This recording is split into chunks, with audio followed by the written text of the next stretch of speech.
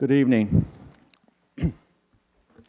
On behalf of the Graduate Center of the City University of New York and the Doctoral Program in Anthropology, which I have the honor of administering, I would like to welcome you. But this event is not about institutions, or programs, or even places.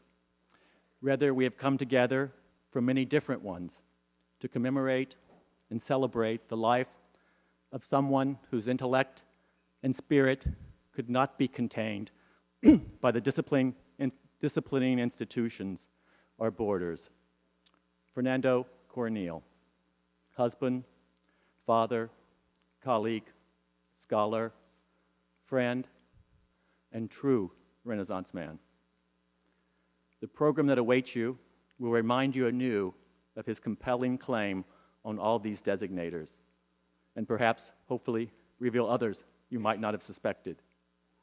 But before we begin, I would like to thank the president of the Graduate Center, William Kelly, for facilitating this event in multiple ways, including a reception that will follow in the James Gallery, which is immediately on the other side of this hall's entry space. Many other people have helped bring this event to fruition, too many to name, but I want to collectively thank them because their generosity itself is a testimony to how much Fernando was admired. Finally, I want to thank you all for coming, because it will take us all to conjure the exuberance of Fernando's extraordinary spirit and do justice to his memory. So let us make a start. The program begins and ends with music, and our opening offering is provided by Ned Sublett on the guitar.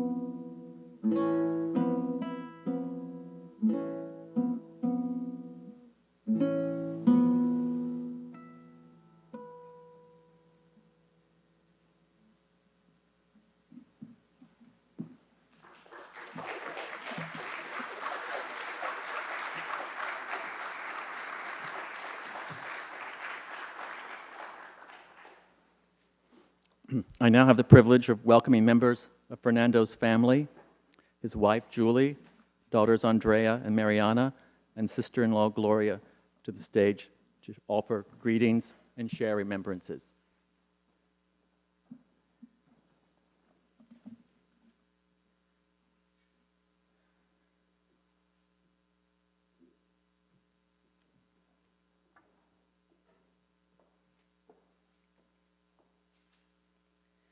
Many thanks for joining us in this celebration of Fernando's life.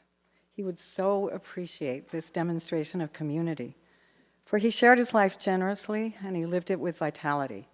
It's in that spirit that we would like to commemorate him.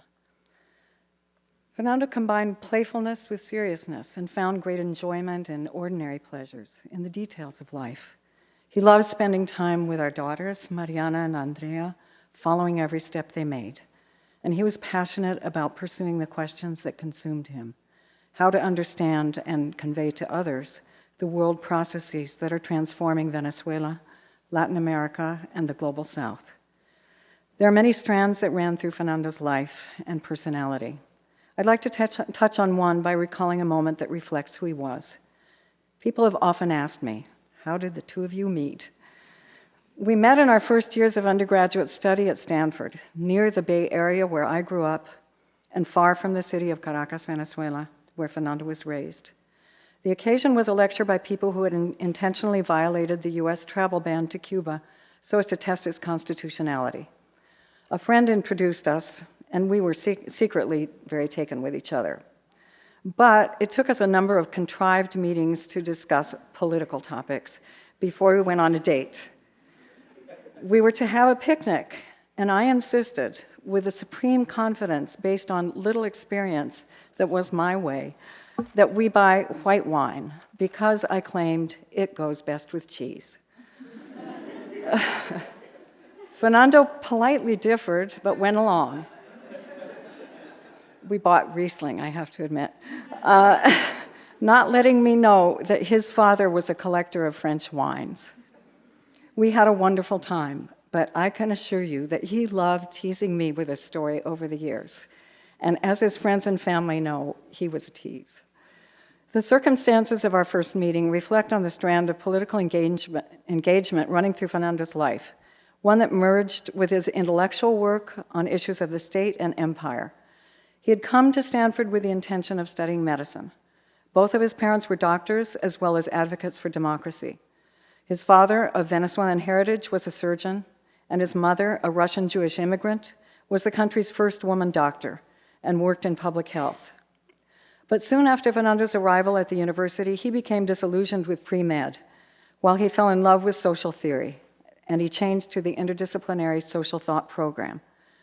However, the reason he was at Stanford related to his activity as the student body president at his public high school, Liceo Andrés Bello. In those tumultuous years of the early 60s, this was a highly political position. Fernando took on the Venezuelan state when the government suppressed news about the US-backed Bay of Pigs invasion of Cuba.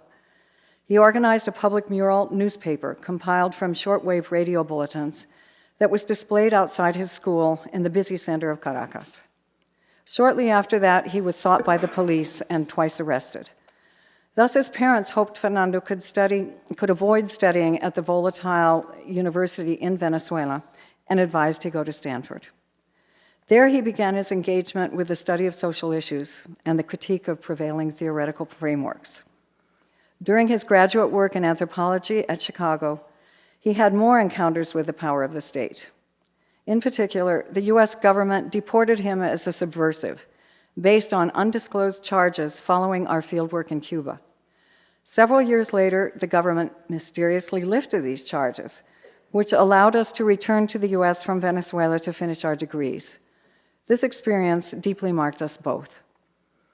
The mysteries of the state, its representations, and how they are sustained became a central theme in his work. He sought to understand their material and ideological grounding and wondered over the possibilities for new projects and hoped for futures. The futures that he hoped for, both personally and intellectually, were guided by a deep humanistic conviction, one expressed in a passage that he loved from the novel about the Haitian Revolution, The Kingdom of This World, by the Cuban writer Alejo Carpentier, with which I will close.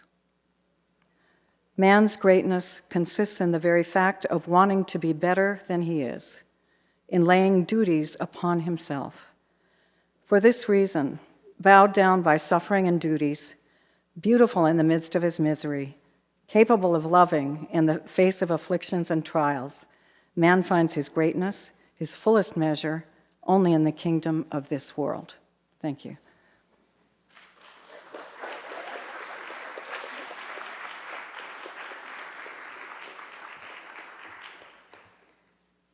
Hello. It's a very surreal experience to be here today. I've been thinking about it every day for weeks and weeks, and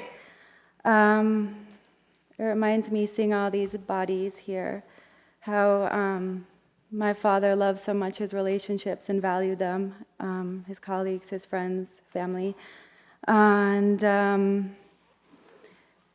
and thinking about him, it made me think how blessed I am to have a father who expanded so much farther than those words. He's my best friend, my teacher, my confidant, an always ready ear, my inspiration. He taught me to be thankful for what I have, to fall in love with the world, to create in it playfully, to have an open mind, and he showed me so much beauty in the lyrics of songs and poetry and books and paintings and people, and together as a family we experienced so much, and with his friends I just feel like every day he's still here. I stood on a stage when I graduated high school and read the lyrics to a song, Gracias a la Vida, and it to me reminds me so much of what he believes in. It's giving thanks to life, and today I thought I would do what he believes in and draw strength from another poem. I'm going to read one by Borges called The Art of Poetry, Arte Poética. To gaze at a river made of time and water, and remember time is another river. To know we stray like a river, and our faces vanish like water. To feel that waking is another dream, that dreams of not dreaming, and that the death we fear in our bones is the death that every night we call a dream. To see in every day and year a symbol of all the days of man and his years, and convert the outrage of the years into music, a sound, and a symbol. To see in death a dream, and the sunset a golden sadness, such is poetry, humble and immortal poetry, returning like dawn in the sunset. Sometimes at evening there's a face that sees us from the deeps of a mirror. Art must be that sort of mirror, revealing to each of us our own face. They say Ulysses, wearied of wonders, wept with love on seeing Ithaca, humble and green. Art is that Ithaca, a green eternity, not wonders. Art is endless like a river flowing, passing yet remaining, a mirror to the same and constant Heraclitus, who is the same and yet another, like the river flowing. So that's what I want to share for him, with you, and thank you so much for being here.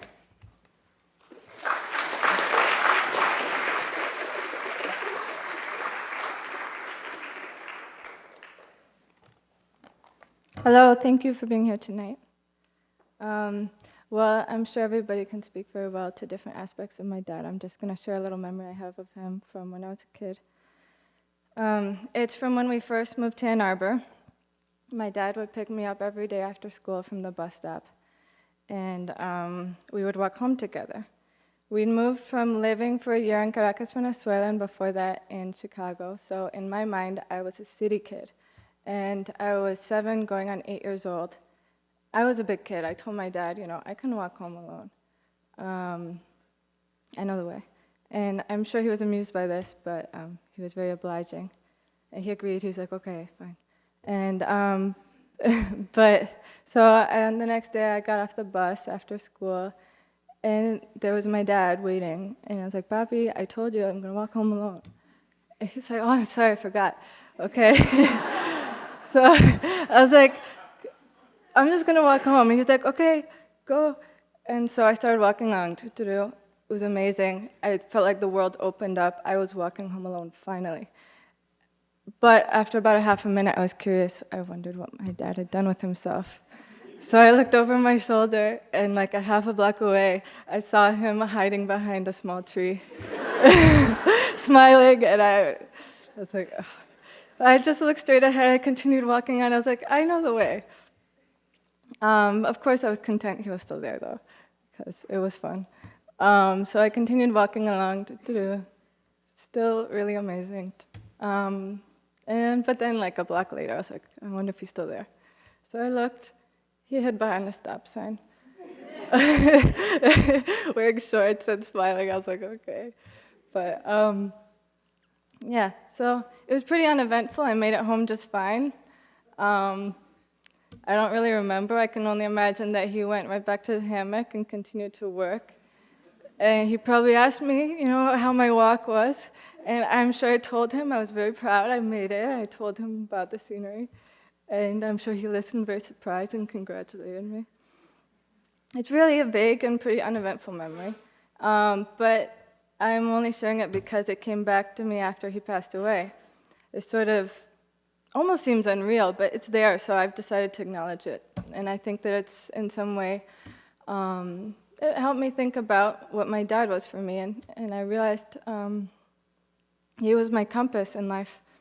I eventually ventured further beyond home, and I had some trouble figuring out exactly where I was going, so I'd often refer to him, Papi, is this what I do? And he began to tease me. He'd say, pero papi, and I was like, I'd always follow up with another question. And but he was always very reassuring and often very amusing, and have all sorts of sayings. And when something went well, anything I was happy about, he'd be the first to enthusiastically celebrate. So it was fun. But beyond that, he was just this shining example for me, this unbelievable person that had all these unbelievable people around him, many of you here. Very inspiring sea of people that would just come in and out of life. Wherever I'd go and visit him, there would be more. Or wherever we'd go, any street corner, he'd make friends with them and just see all these amazing qualities in people. And he really taught me to see and love and appreciate the craft in which people did their work. He did it through example mostly. I could name a million times, but I think you guys know him, so it's okay. But I just mentioned this memory because I think that it's his way of playfully reminding me that he's still here with us. Thank you.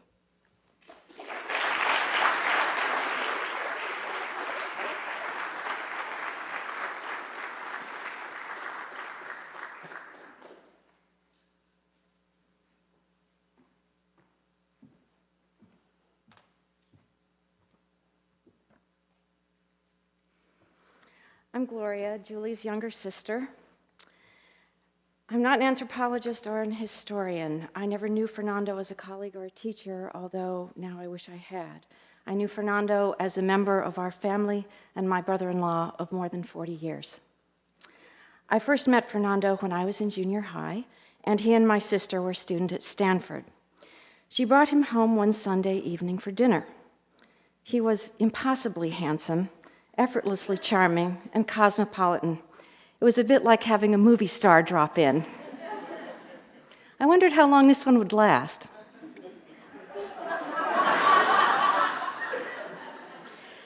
But then I got to know Fernando. On weekends, I would go down to Stanford and spend the day with J&F, as we called them.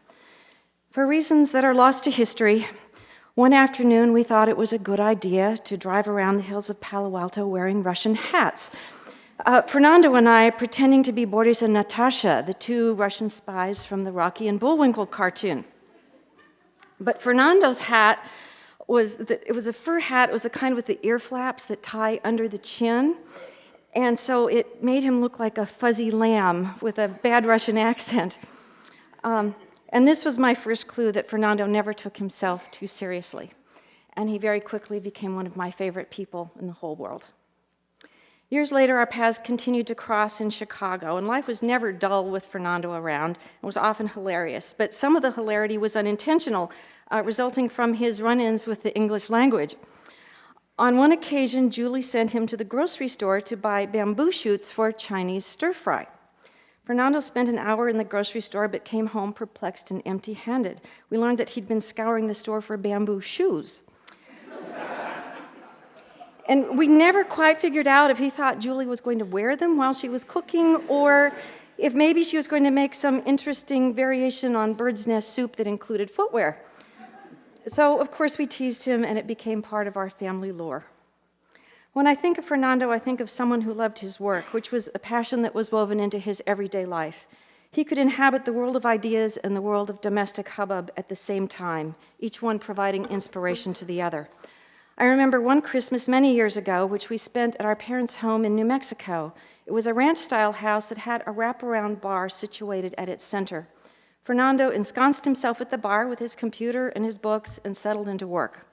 He never seemed happier than when he was sitting there, cognac in hand, listening to football, watching the tree being decorated while little girls chased each other around the house.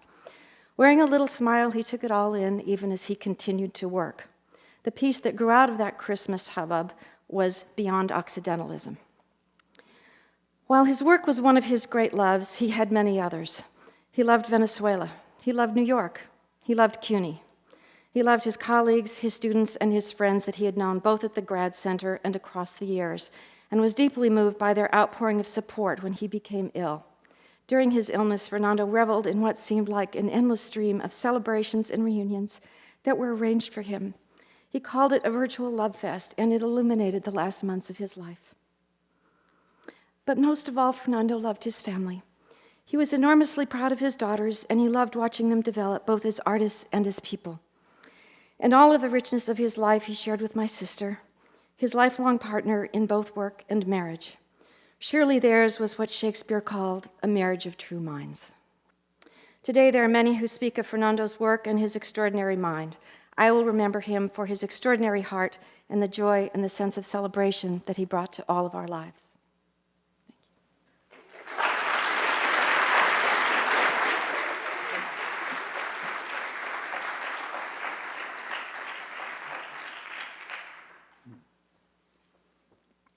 The distinctions between family, friends, and acquaintances seem somewhat arbitrary for Fernando because he made acquaintances feel like friends and friends feel like family.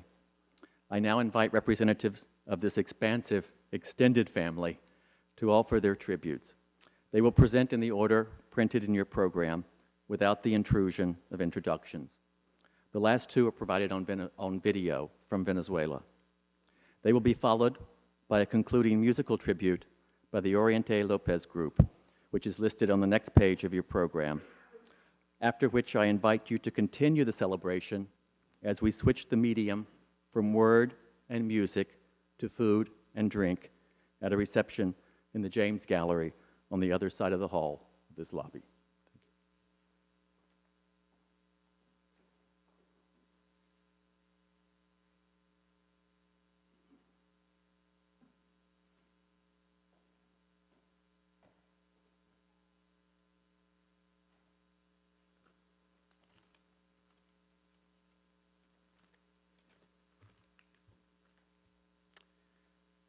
Fernando was my friend. Many years ago, he was my student. Then he and his family became co-members of the collective house where I and my family lived on the south side of Chicago. In our small society of students, friends, and colleagues, Fernando always stood out for his committed engagement with the politics and social issues and culture of his native Venezuela, and his creative, eclectic use of anthropological, political, economic, and historical theories, along with aesthetic interpretations of folk art and popular culture, to arrive at synthetic understandings of Venezuelan social reality. These qualities combined with brilliant results in his masterpiece, The Magical State, but they also shone in his personal and family life, his teaching, and his relations with colleagues.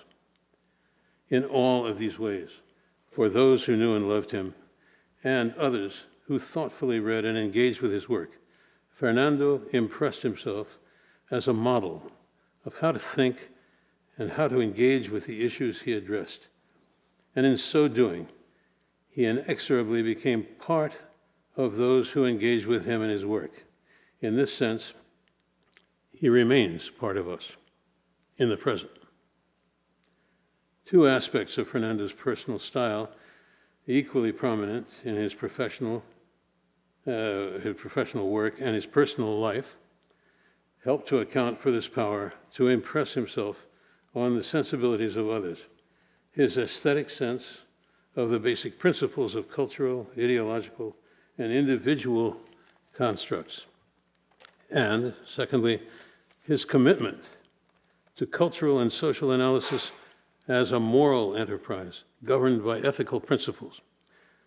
This meant for him that social theory and aesthetic judgments implicitly require the thinkers in question to have the courage of their convictions. In other words, to have the guts to tell it as they see it and to stand up against attacks on those ideas and principles.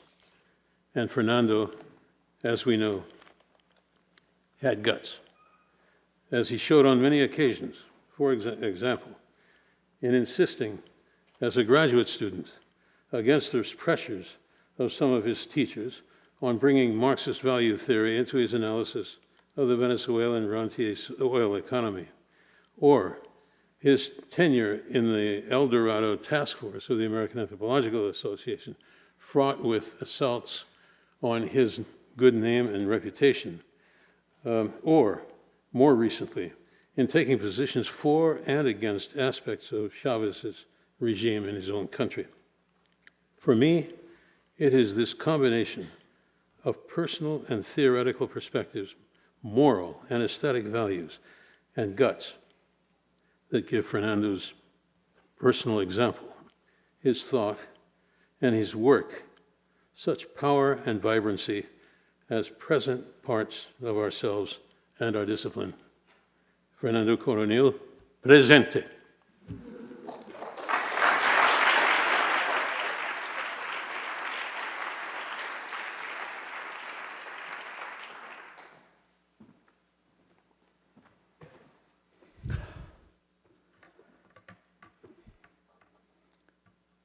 I don't know if to say that I'm really pleased to be here is the right word, but I am really pleased to be here at this moment. In that first 1 week, 2 weeks, in which it was very difficult to process, too early, too soon, Calhoun said, I used to sit before dinner with a glass of wine, because I remember we have long conversation with more than a glass of wine, and trying to make sense, hermeneutic or epistemology didn't help. There were no kind of way of reasoning, of interpreting. So that at those moments were kind of like a film, or remembering the conversation, the moments, what I learned, what we talked, what we laughed. And I selected 3 of those moments that ran like a movies during the first or the second week. The first is that while trying to make sense, I remember when Subcomandante Marcos, and I said that because Fernando would like that. He wrote about the rompecabezas of Subcomandante Marcos. That was an example that he exploited in his writing. And Subcomandante Marcos, in the march to Mexico, he said to the journalist, in an ironic way, estos indios creen que la tierra es memoria y que ahí viven los muertos. And now that I said that, it's related to what Fernando wrote here. In Latin America, it's no longer possible just to think and dream in the way that we learn from our European ancestors. We are feeling, we are learning to think in the other way. So that is the way that I would like to, and I think he will be in our heart, in the heart of the earth of our heart, the memory where the death live. The second memories is the long conversation, because he was with Edgardo Lander and Arturo Escobar, three of the founding members of the project Modernity Coloniality. And we had long discussions, and there is one thing I remember. For years, Fernando, you know, one of the key expression of this project is coloniality of power. And Fernando, with this smile, years after year, was saying, why not the power of coloniality? And we engaged in conversation and discussion. And then at the end, we realized that was the same. But at the following year, he will come up again. We said, why coloniality of power and not the power of coloniality? And always the kind of smile that he likes to kind of, when he put question forward, he never did it in an aggressive way. He always did it in a friendly way. And the last one that I want to share is that my last year at Michigan, I met Fernando at Michigan, I'm 83, 84, I don't remember exactly what year you came. And so we shared a lot of things, and we co-taught a seminar just the last semester of 92 before I went to Duke. And Laurent Dubois, now an eminence, was a student at that. So I remember that for two reasons. One is because the seminar was from 3 to 10, and it was 11:30, and still we were drinking pizza and having conversation about and the seminar was Beyond Occidentalism. That was one of his classic articles, and then we put a subtitle, How the West Was Won. And the second part is that I invited him to Duke. I was teaching a seminar in the spring, a graduate seminar, with about the same amount of graduate students, 22, 23. So he came, and so he participated in the discussion, and then we did exactly the same thing we did in Michigan. Each student took 2 or 3 minutes to talk about the experience of the seminar, and then Fernando was supposed to respond. When that finished, Fernando tried to talk and couldn't. He started crying. And me too. Took him about probably 2 or 3 minutes to regain the composure and say something. So then the students were asking me, what happened? I mean, for me it was kind of natural, but for the student, no. So what I explained to the student is, well, you know, for Fernando, the discipline is not really important, or it's relatively important. There is something beyond the discipline that for Fernando is important. And the way he used to refer to things like that was with the expression I heard many, many times, these are small victories. And why there are small victories? Not because the student there will be better professional, but because he felt that kind of experience beyond the discipline will make them better persons. So with that, I think I remember much of Fernando. Thank you.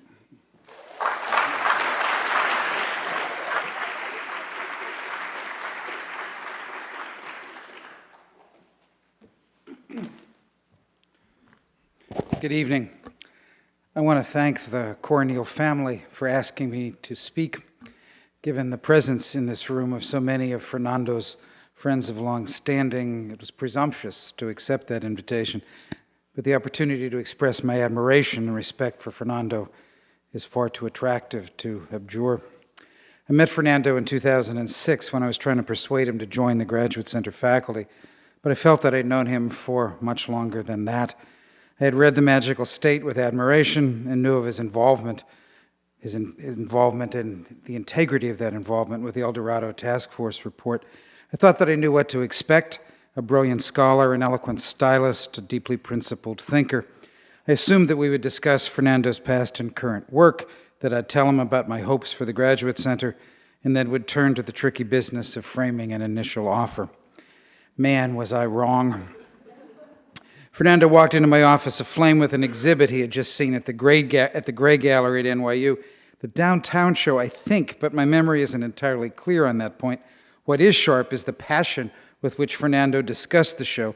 He explained what he liked, what he didn't like, how the show was mounted, what was right and what was wrong about the wall text. He segued rapidly to how great it was to be in New York, to be surrounded by so many wonderful things to see, to hear, to eat. Did I love walking in the streets, he asked. Which neighborhoods did I frequent? Which galleries? What clubs did I enjoy? What musicians did I listen to? Talk about instant intimacy. We got caught up in all of that, sharing our excitement about the things that spoke to our hearts. When we finally turned to discussing Fernando's writing, by that point I couldn't imagine calling it his work. He took me on a roller coaster ride across his current thinking. We talked about the madness of El Dorado, Shannon and Neil, and what it was like to address the Yanomami in Mavaca. We talked about Cuba, Venezuela, oil, globocentrism, what difference it made to look at the world through the lens of the Southern Hemisphere. In short order, it became abundantly clear that scholarship for Fernando was neither a calling nor a responsibility. Like every other aspect of his life, it was an adventure, a source of joy. In midstream, he stopped suddenly and looked at a photo of my daughter sitting on one of my bookshelves. He picked it up and said, "You know, nothing in the world is better than having daughters." He told me about Mariana and Andrea, how proud he was of them, how pleasurable it was to have watched them grow, and what a joy it was to be with them. Nothing better, he said, nothing better. Then he saw a copy of Labyrinth sitting on the shelf behind the photo, and bang, we were off on Borges. What did I think about Pierre Maynard, he asked, The Garden of Forking Paths? Were Borges' stories as interesting as his essays? Wasn't Borges finally more satisfying than Marquez or Cortázar? At that point, my secretary knocked on the door to tell me that Professor Lenihan had been waiting for 20 minutes, and that Professor Coronil had other appointments to keep. To hell with that. I wanted more of Fernando's time, more of his conversation, more provocation. We found new areas of common interest. Somehow we got to the pleasure of hammocks. A very large lump formed in my throat this afternoon when I saw that picture of Fernando reclining in the program. He was an impossibly handsome man, without any question. When Sandy knocked again, I had no choice, but there was nothing I wanted more than to continue our conversation. Not enough time. Not enough time.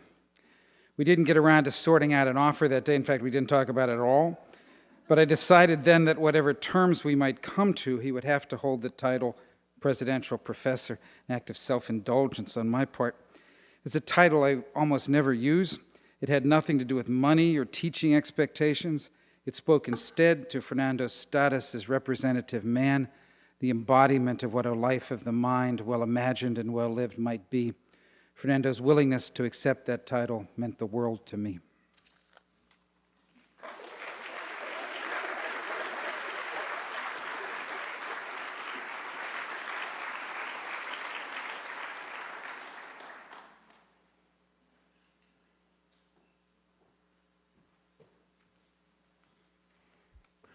Julie, Mariana, Andrea, thank you for letting us share in your beautiful collaboration. I've been asked by dear colleagues at the University of Michigan to bring some remarks, one Jeff Ely and the other Richard Turitz, who's here. He could be reading it, but I will read it.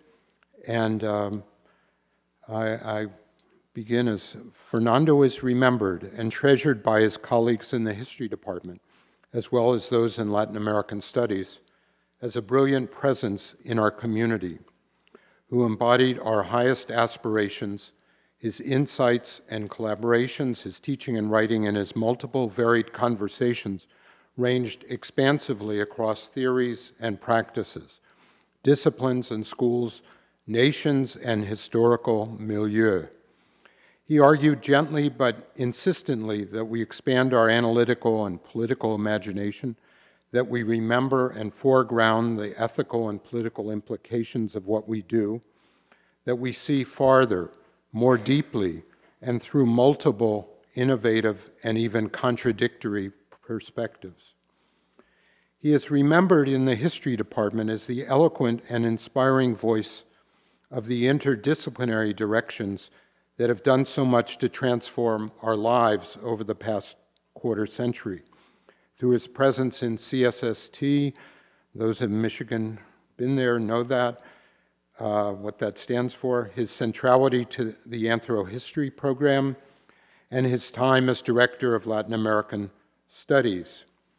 Ever his cerebral and ethereal self, Fernando initially found this last role a challenge.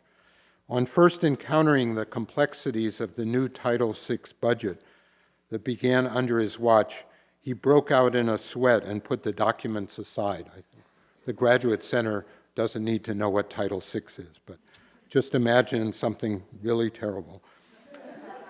Only after dancing through the night at one of Fountain Street's memorable parties could he embrace his destiny as director and plan one of the best lecture series ever sponsored by the program on the history of the left in Latin America. Fernando could always laugh and make us laugh, even or perhaps especially amidst the greatest seriousness. That combination, seriousness of purpose and the humor of self-critique, was at the heart of his humanity and wisdom.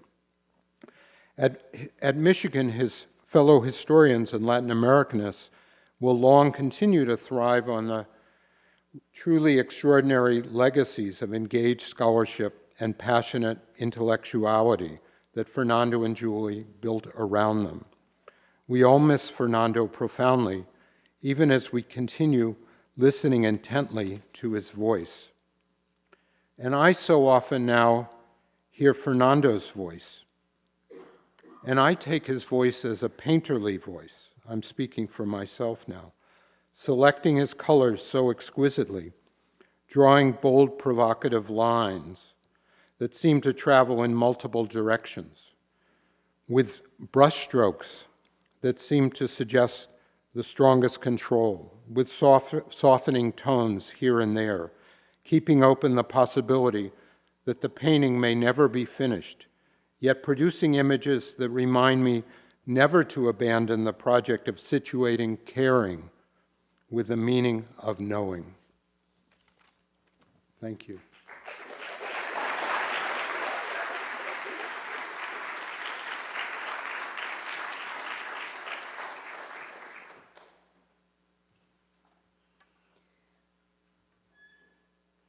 I first met Fernando at a conference in 1994 where he was on a panel on violence. After the other panelists had given predictable papers on one or another form of physical aggression, Fernando delivered a brilliant meditation on the very concept of violence in all its symbolic and psychological complexities, implicitly revealing the limitations of the earlier papers. He was riveting, and I wanted to know more about him. I got that chance beginning in 1997 when I moved to the University of Michigan. In my 7 years there, we became increasingly good friends, especially as we co-taught the theory course, in which he taught me to try seeing students as colleagues rather than as subordinates. When we repeated the experience after we both came to CUNY, our personal and intellectual friendship deepened. Fernando offered an arresting comment on it in an email he sent me while I was trying to woo him to come to CUNY. I found this comment in my email by chance a few weeks ago, providentially. He wrote, "Before my talk," the talk he was giving as a job talk here, "before my talk, I told you, I feel like a fake. I thought only women felt that way," was your response. "Those of us at the margins," he continued, "margins of different sorts, often feel a secret kinship." He went on, "Since my student days, I've sought to define my intellectual project in its own terms to avoid fads or the pressure of conventional paths. Even at the cost of not being very practical, I've tried to avoid letting anthropology or the market, with their immense weight and powerful aura, define my work. My sense is that you have wrestled anthropology frontally, a warrior princess," this was his nickname for me. "I've fought more on the marginal trenches," end of quote. Here I think he was only partly right, for he mastered both marginal and hegemonic discourses so thoroughly that he was able to move the latter off-center, creating a new center from the margins. One way he hoped to do this was to develop further the notion of counterpoint, so important in different ways to two thinkers he deeply admired, Edward Said and Fernando Ortiz. Said drew upon Western classical music for this concept. Ortiz drew on Cuban popular traditions. Fernando wanted to bring the two thinkers' different concepts themselves into a contrapuntal relation, with the goal of developing knowledge practices that might address difference, but without othering, without introducing binaries. He took a lot of flack from some of his colleagues for including on the theory syllabus alongside Malinowski and Boas Ortiz's Cuban counterpoint, which most of them had never read. But Fernando was a visionary, and this was a visionary idea, bred of his deeply artistic temperament. He was right to insist on his vision in helping students learn to think theoretically. Here at CUNY, I think he felt more fully validated than he had at Michigan, and his creativity and vision were truly coming into their own. Not enough time, as Bill Kelly just said. Speaking of him as my friend, there is so much that I loved about Fernando and am missing terribly now. I loved his irrepressible sociality. At Michigan, he was the center of social life in the department, the person whose house was always open to student-faculty parties, a role he was creating here as well. Indeed, his house was open even when he wasn't there, as I learned when he and Julie threw a dinner party for me once when they were out of town. They invited everyone, gave someone a key, ordered takeout from somewhere by phone, and finally got there themselves around 11 p.m. I loved his generosity, manifest in innumerable ways, but especially on the admissions committee, which I chaired, and where he was the person who could always be counted on to keep us from eliminating too soon an applicant who might have promise. I loved his clever, subtle, and irreverent humor. At Michigan, he and his colleague Webb Keene were both bicycle commuters, and Webb remembers that Fernando would tease him for wearing a helmet, saying, quote, "Of course, unlike me, you have something to protect." Above all, I loved his Renaissance man quality, his passion for poetry and painting and music and literature and philosophy and politics and basically everything, all of which came up in his teaching and work life, as well as among his friends. He had such a great, great soul, such spaciousness of being. How welcome in our too cramped lives. He made time for things. And he had such marvelous physical charisma, spoke with such facility and eloquence, was such a beautiful dancer, was so dashing. I know no one whom that word better describes. A wonderfully vivid presence. He had incredible warmth and inhabited his spaces with such enviable ease, easing others' way into them as well. I still can't imagine living in a world without Fernando. All our lives will be vastly poorer, even as his ideas and his memory will continue to make us rich.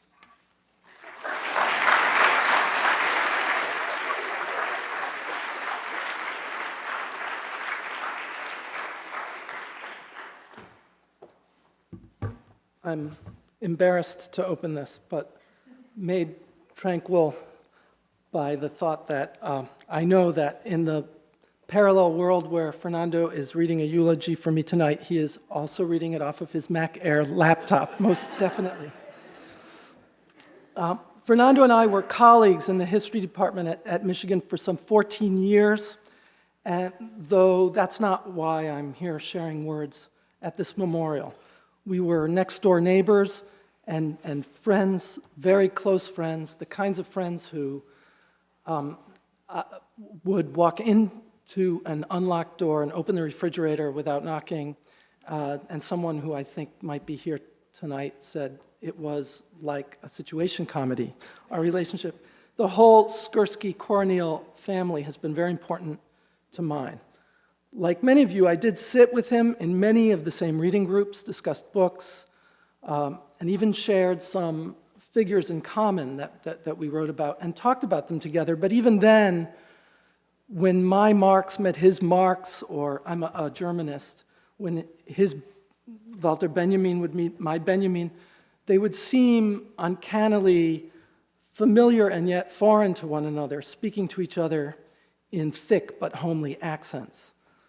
I read his passionately engaged and often poetically formulated scholarship with a kind of pleasure usually reserved for novels, and even taught him. I put articles of his on a syllabus twice, but I can't really be said to know his work at all, certainly not as much as many of the people here.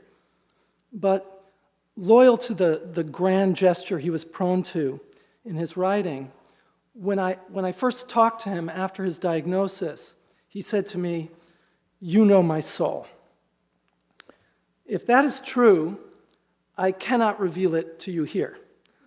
Like our Marxes and our Benjamins, my Fernando was definitely not his. He was, for me, larger than life, in the manner of a character from a Latin American modernist epic. Although, as we see here today, el coronel ya tiene mucha gente quien le escribe, and he used to make fun of my Spanish, which is too Castilian, he claimed. And so I told him that he was pesado como una vaca en brazos, which was an expression that he enjoyed very much, and so did Julie. But like all those figures in the novels, he leaves behind multiple legacies. He was a person about whom it can honestly be said that the passion of intellect and the passion of life were the same flame.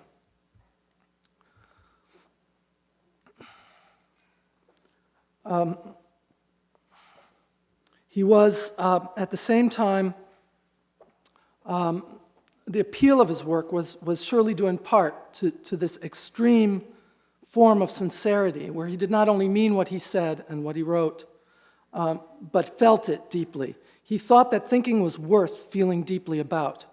And still, he was an incredibly generous intellectual and person, leaving room for disagreements, incredibly open to new ways of looking at things, which is not to say that he didn't disagree with you. He would follow an argument through to its conclusions and turn around and question the categories, predictably.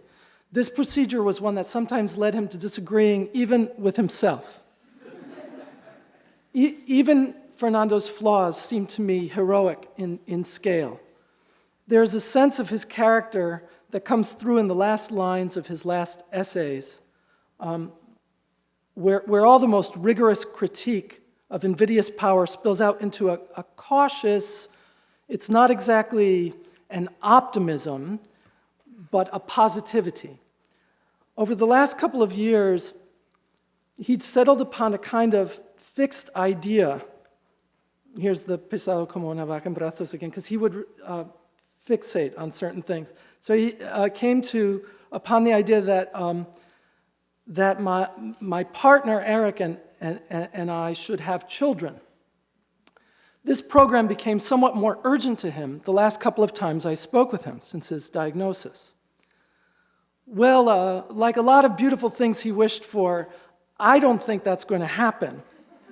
But, it was and it remains moving to me that this was one of the things he had room to wish for in the midst of what was happening in his and his family's life. When we spoke of his illness, he exhibited the same positive energy and hope, which was not, he corrected me, optimism. Oh no, he said, I'm not optimistic at all. But he could not help but remain full of life and love and some kind of hope.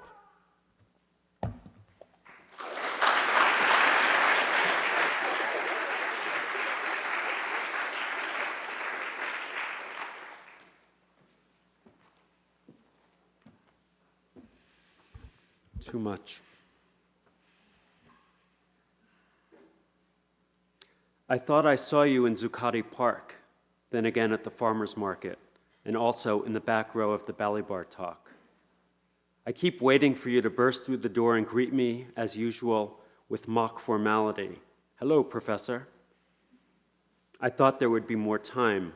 You did too. This was your time to write, to talk, to play in the city, and just to see how things would turn out in these dark times.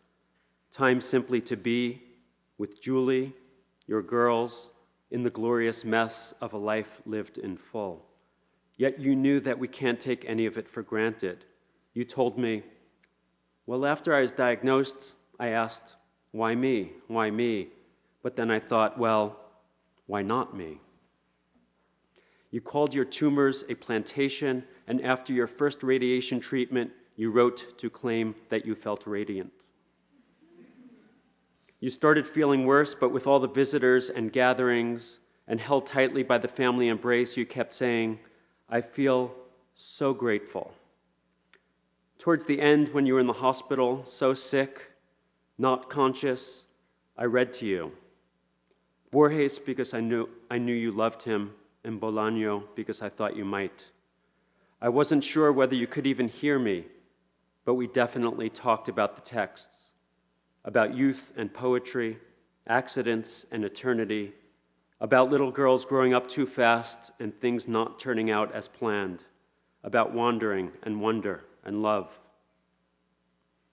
Miraculously, after the surgery, you were again awake and aware. When I walked into the ICU, your face lit up, your eyes widened, and though you could not speak or even move, although you were struggling and clearly in pain, you managed to blow kisses. It was probably the saddest and most beautiful thing I've ever seen. Leaving this world, blowing kisses to life, it was so fucking Fernando. Even from that awful hospital bed, your presence radiated, and you managed, of course, to connect. Being present, savoring existence, reminding us how tasty life can be even at the worst of times. These were just a few of your great gifts. When you would say that you were swamped, a favorite expression, you made even that sound kind of marvelous and exuberant. Immersed in life rather than miserable with work. You turned the solitary labor of writing into an opportunity for gathering by sharing your drafts widely and setting the stage for discussions to come. The first time I gave a talk at CUNY, you introduced me. Afterward, a childhood friend of mine who was there said, wow, who was that guy? He really got you. He knows you. How well do you know him anyway? Not really very well at all, I replied. I did get to know you better, and so admired this remarkable ability to know people and to make them feel known. In some odd way, I even feel closer to you since you've been gone. The negative space of your absence, the grief and loss that have afflicted your family and friends, have somehow sharpened your silhouette and added density to your memory. And yes, this is just the kind of weird thing we would have talked about.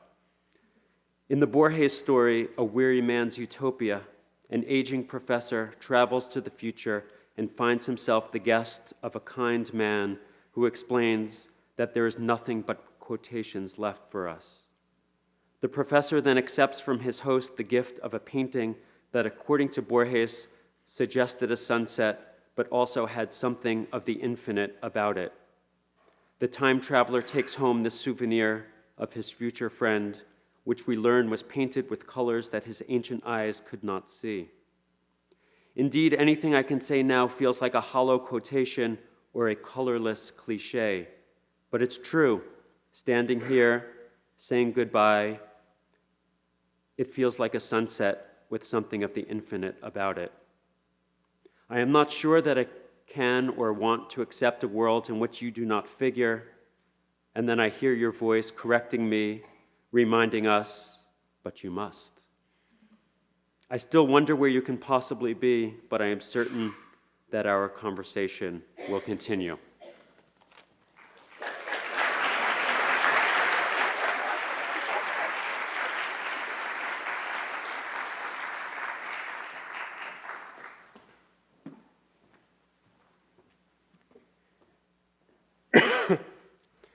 Fernando was my mentor and friend and my teacher. Perhaps I may speak for many of Fernando's one-time or present students in noting how the loss of him has been not only deeply saddening, but deeply disorienting. The world of ideas, people, and places that we inhabited with Fernando has become strange, trackless. It is as if we have lost that world or are unable to locate ourselves within it. It is as if we have lost our map. In the days after Fernando left us, there were a number of statements that captured what an inspiring person he was. For his brilliance, irreverence, and humor, his ethical and political commitments, his brave and gentle ways. This was the first sketch of a map, one whose elevations and declines might follow the flow of Fernando's voice and visions, and whose locations might be the places and moments where we encountered him. But such a map would be just a first step. It would survey how Fernando inspired us, but it would leave unmarked how we inspired him. One of the most remarkable things about Fernando was his capacity to be inspired, his thirst for the inspirations of and by other people, and of and by and for the world. So how might we imagine a map of the world we shared with Fernando as a geography of his inspirations, that is, of the things that inspired him? Here I suggest that we listen to Fernando himself. He had a great deal to say about maps, in part under the inspiration of Jorge Luis Borges. Of course, no map may fulfill the conceits of imperial vision to serve as a comprehensive representation of the world, point by point, as if seen from outside. Rather, and here I quote Fernando, points on maps make a point. Like lines in a play, they become meaningful by being joined to each other by the authors and publics who join them. These lines form not just text about the world, but the texture of the world. In this sense, Fernando constantly mapped his many worlds, passionately tracing the texture of their inspirations in image, word, and voice. He was moved to outrage as he surveyed a landscape of human suffering and exploitation, including the global devastation of planet for profit. He was stirred to hope as he charted the contours of the multifarious dreams of humanity, dreams whose specifics he might not have always shared, but which in their aggregate made the radical suggestion that our histories, our destinies, our worlds might in the end be ours to make. He refused to submit himself to the confines of discipline, finding interlocutors among philosophers and poets, musicians, political economists, and radical thinkers, doers, and makers of every stripe, joining with his lines so many authors and publics, past and present, living and dead. Fernando was driven to history by Walter Benjamin's dictum that not even the dead will be safe from the enemy if he is victorious. Yet when he contemplated the future, he asked, with Emma Goldman, what is the point of the revolution if we can't dance? Speaking as one of his students, I must note that many of Fernando's greatest inspirations came from the people closest to him, his friends, colleagues, family, and students, from me and from you. You can see this in his publications, in his copious citation of the comments of others, often conversations he had had with his own students. For Fernando, this was not just about acknowledging sources, but rather about connecting the points and lines of his many inspirations. It expressed his hope for a kind of knowledge founded not in domination but solidarity, a kind that recognized what he called our collective interdependence, a kind whose ultimate ground was not epistemological but ethical, a recognition, as he wrote, that, quote, we are sustained by the work and toil and by the love of others. And as he mapped the world, Fernando never ceased to remind us that, like Paul Klee's Angelus Novus, we face a world in pieces. But he never stopped urging us in response to join our points and lines, to map that fragmented world, and to work to transform the ruins of history into what he called a puzzle to be assembled together. A Puzzle to be Assembled Together is the subtitle of one of the last essays Fernando published, entitled Pieces for Anthrohistory. In it, Fernando offers us a map of his world, a testimony to his fierce compassion toward the many worlds, whether imagined or real or both, that he hoped not only to survey, but to transform. In my favorite part of the essay, he takes us on a surreal journey through the geography of his inspirations, challenging us to, quote, imagine a discussion about truth in a Jorge Luis Borges story written by Italo Calvino and illustrated by M.C. Escher. A sequence of scenes follows in which Europe is revealed to be located atop a grain of sand, which contains within it a convent built atop Aztec ruins, where Sor Juana Inés de la Cruz reflects on faith. One of the convent's secret doors opens into a labyrinthine path 100 years long, leading to an islet called Saint-Domingue, 1791 to 1820, where the rebel Boukman places his faith in Legba to battle for freedom, and so on. So let me begin by trying my hand at this. On a vast desert plain called El Dorado, 1512 to 2012, a group of Quiché Mayan dancers performed the Baile de la Conquista, or Dance of the Conquest, right next to an oil drilling rig. Two spectators, a Yanomami woman and Milton Friedman, hotly debate the dance's meaning. Yet unbeknownst to all of them, the desert lies atop a mere grain of sand on the shores of an island called the Dialectic, present day, where, on the rim of a volcano at the island's center, Oscar de Leon dances with Karl Marx, trying to help him to keep the beat.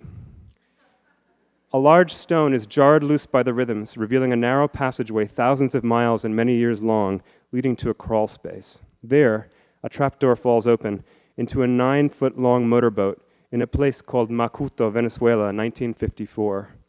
A 9-year-old boy named Fernando-Coronil expertly pilots the fragile craft, taking it from the safety of harbor out into rough open seas where no 9-foot boat and no 9-year-old boy should be. His traveling companion is Pablo Neruda, who sits in the bow, composing a poem while he contemplates the boy and contemplates the interwoven textures of sun, surf, and sky. Inspired, Neruda takes up his pen to write the concluding lines. Y cada día en el balcón del mar abre las alas, nace el fuego, y todo sigue azul como mañana.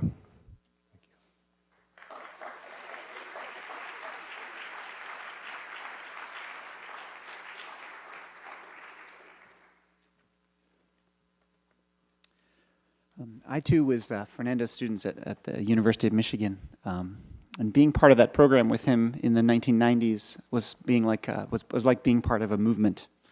An incredible group of faculty energized debates about the nature of disciplines, history of slavery and empire, the politics of knowledge.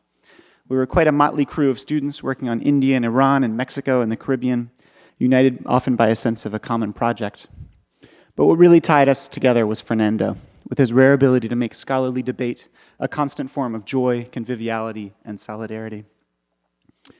Again and again, he transformed seminars and reading groups and conferences and chance meetings into memorable debates and lively forays into always renewed questions. He and his brilliant partner, Julie, constantly opened their house for gatherings and raucous parties. In one of them, we emptied out their living room and set up an impromptu salsa band and dance floor. Filled with art and books, it was a place you could always stop by, where you'd often find old friends and make new ones. Now, Fernando always managed to make any gathering of minds a gathering of equals. The fact that some were students and some teachers essentially forgotten, often reversed. He loved to poke fun at the all-too-comfortable hierarchies at work in academia. Wandering in San Juan, Puerto Rico one day with he and Julie, he at one point asked me to carry a coconut he had just bought from a vendor so that he could take a picture. It was the least I could do, after all, for my venerable advisor, he joked. I was quickly dubbed the carrier of the coconut, photographed, and we all agreed that this would be a very good ritual for graduate students to go through all of them in the future. He also, at one point, after innumerably, he reminded me of the 71 letters of recommendation he had to write the year I went on the job market, and suggested an ideal capitalist model for training graduate students. Mentors should receive a 15% commission on all future earnings, including grants, salaries, book prizes. This, he mused, would provide a clear incentive for particularly careful and attentive mentoring for students. But of course, he was the ideal mentor. I still remember well that during the nervous moments before my dissertation defense, I looked over and noticed that there were not one but two bottles in his bag, one bottle of champagne and one bottle of rum, preparing for what was to come. Now, like many graduate students, I at times considered running as fast as I could from academia. But Fernando was always there as a reminder and example of what the point of it was, or at least should be. We are, he taught me, incredibly lucky to have this time and space in which to think. And it's our duty to use that space to cultivate our imagination, to look beyond. It was up to us to make sure that a life of the mind was a life of pleasure and friendship, to uphold the principle that thinking and conviviality are natural allies. I was lucky to share journeys with Fernando to both France and Cuba, and also with his family, to see how he was able to be at home pretty much anywhere. To watch him at work in all these places, to see him listening, absorbing everything with his glinting eyes, was to understand how he produced such vital work over the years. Fernando filled himself with the world, and he filled the world.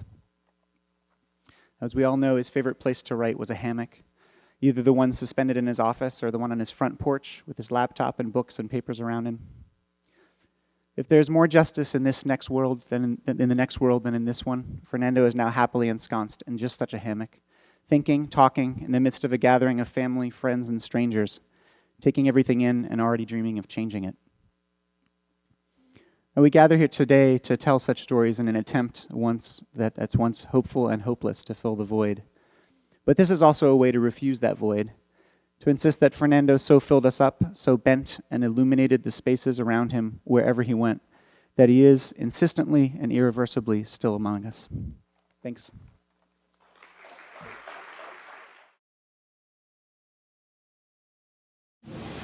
Fernando era de una condición humana con los artistas, que se iba para varios países a visitar artistas, a conocer su obra, a conocer sus opiniones.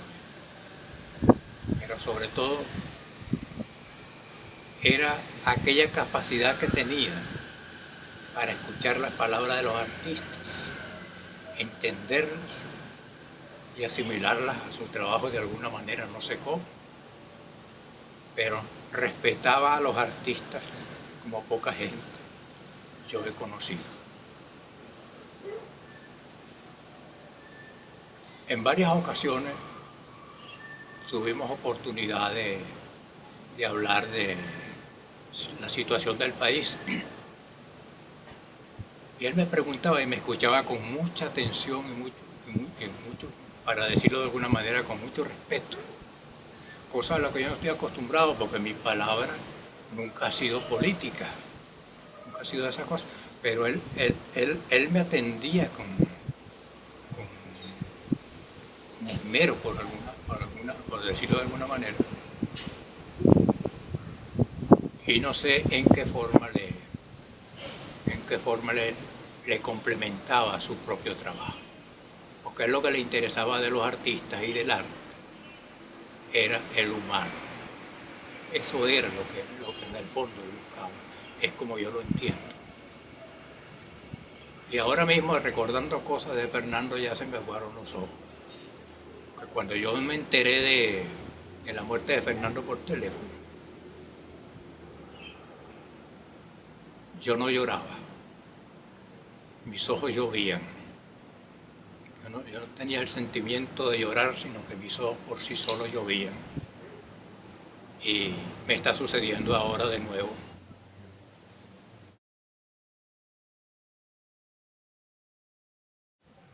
Tú, Fernando, siempre eras tan accesible. Dabas posibilidad a que realmente le transmitieras a uno esa visión que decías, más allá de la formación antropológica que se tenga, que tengamos, están los principios con los que comulgamos. Y realmente fuiste, eres y serás siempre una persona que mantuvo sus convicciones frente a la sociedad venezolana, frente a la sociedad americana, norteamericana, frente al mundo, pero sobre todo frente a ti mismo. Eras verdaderamente encantador porque en esa textura, en esa solidez, no había vanidad, no había regodeo, no había envanecimiento, ¿no? Por el contrario. Así que esos primeros años se fueron uniendo a los años siguientes, donde debo decir que entra realmente a formar parte de mi vida tu persona como un amigo del alma.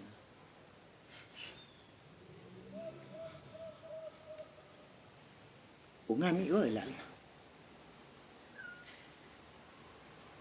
Ahí entonces aparecieron las complicidades, la parte más lúdica y bella tuya, de descubrir la poesía, por ejemplo, de reescuchar la música venezolana llanera, de reescuchar nuestra música de salsa, de leer nuestros poetas.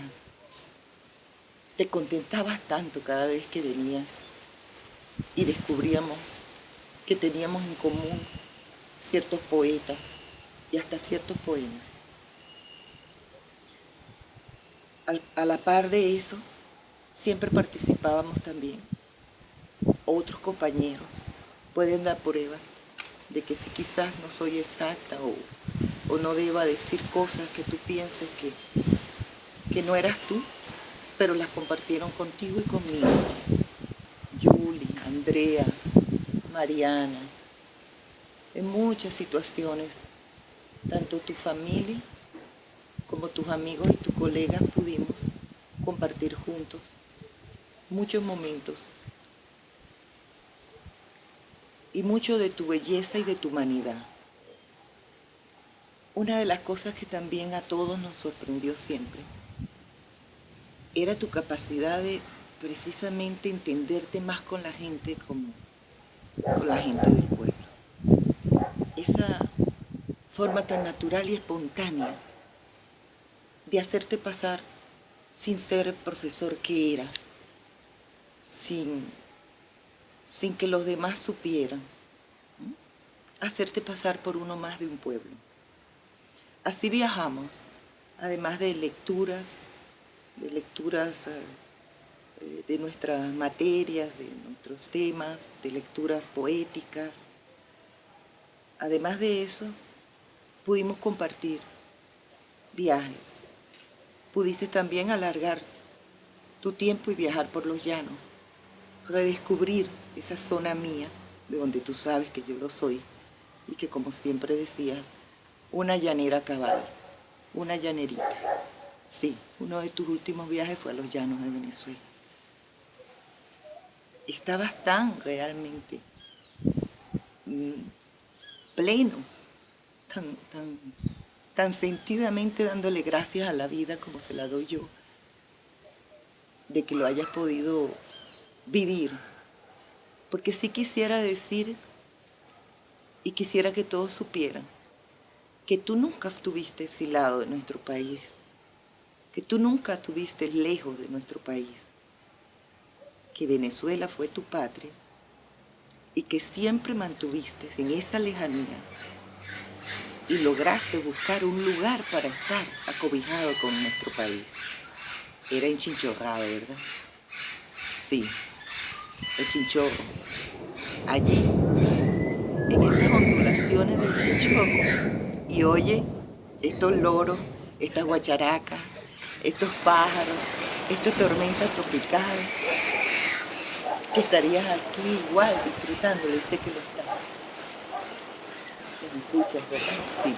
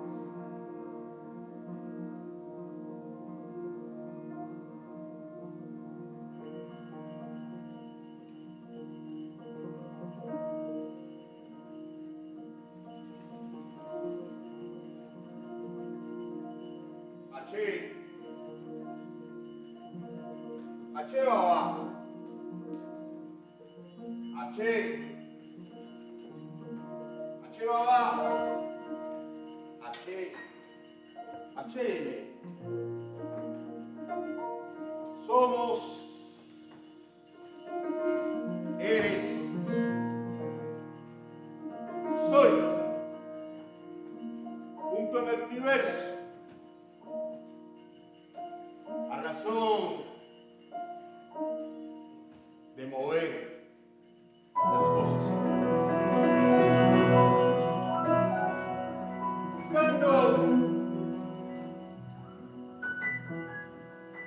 Buscando con iré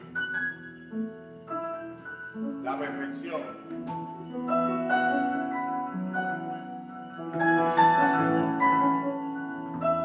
Ache baba, ache oro, ache oloro,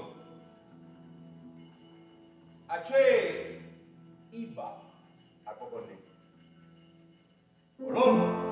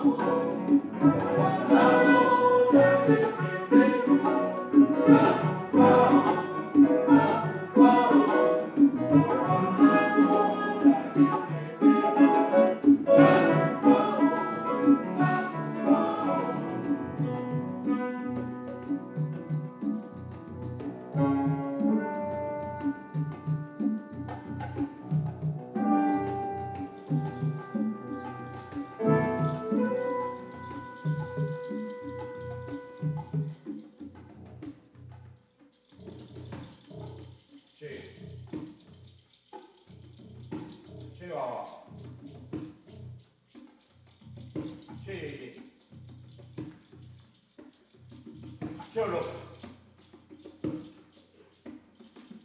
Achei bakoko nibe. Achei bayen tonutin beleso lo dumare obo eku mara onu ya locha babalocha kele dito. Ibae. Bayen tonu. Ayabi. Akada. Fatola. Ibae bayen tonutin beleso lo dumare obo eku mara onu.